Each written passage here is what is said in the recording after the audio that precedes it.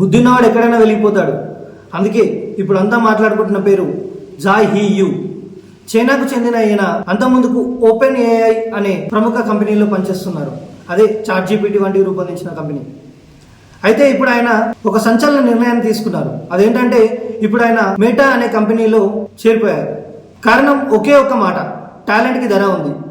Meta company వాళ్ళు ఆయన తీసుకోవడానికి $100 మిలియన్ అంటే దాదాపుగా మన ఇండియన్ కరెన్సీ ప్రకారం 830 కోట్లు ఇచ్చారు. అది చిన్న విషయం కాదండి.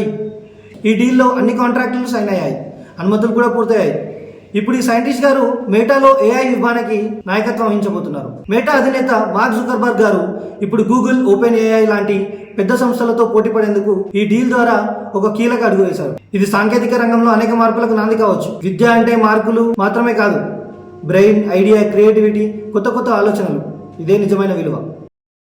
యాపిల్ ఫోన్ సాంకేతిక రంగంలో ఎన్నో సంచలనాలు సృష్టించింది.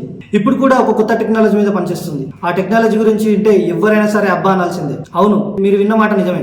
ఇప్పుడు కూడా యాపిల్ ఫోన్ ఒక కొత్త కెమెరా సెన్సార్ మీద పనిచేస్తుంది. అంటే ఈ కెమెరా అచ్చం మన కళ్ళలా చూస్తే ఎలా కనిపిస్తుందో సేమ్ అలాగే యాపిల్ ఫోన్ లో కెమెరా కూడా అలాగే కనిపిస్తుంది. ఈ కెమెరా టెక్నాలజీ వల్ల మన ఫోన్ తో తీసిన ఫోటోలు చాలా ఖచ్చితంగా, స్పష్టంగా, నిజంగా మన కళ్ళతో చూసినట్టే కనిపిస్తాయి. ఇది సాధించడానికి వాళ్ళు కొత్త రకమైన కెమెరా సెన్సార్ తయారు చేస్తున్నారు. అందులో చీకటి, వెలుతురు మధ్య వ్యత్యాసం ఉన్న తేడాల్ని ఖచ్చితంగా గుర్తించే శక్తి ఉంటుంది. అంటే రాత్రిపూట అయినా, వేసవి, పగటి, వెలుతురు అయినా ఫోటోలో ప్రతి ఒక్క డీటెయిల్ అచ్చంలా కనిపిస్తుంది. ఈ టెక్నాలజీ రానున్న ఐఫోన్లలో వచ్చే అవకాశం ఉంది. ఒకసారి అది వస్తే మొబైల్ కెమెరాల స్టాండర్డ్ నే మార్చేస్తుంది.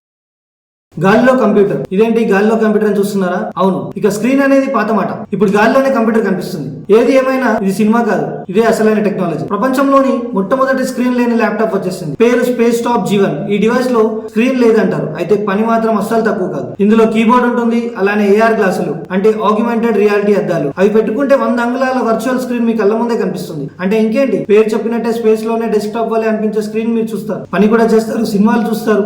అంతేకాకుండా డిజైన్లు, ప్రెజెంటేషన్లు కూడా ఈ గ్లాసుల్లో చూడొచ్చు. ఇది నిజంగా కంప్యూటింగ్ లో ఒక కొత్త పేజీ అన్నమాట. ఇక మెటల్ ప్లేట్ల స్క్రీన్లతో పనిచేయాల్సిన రోజులు పోయే.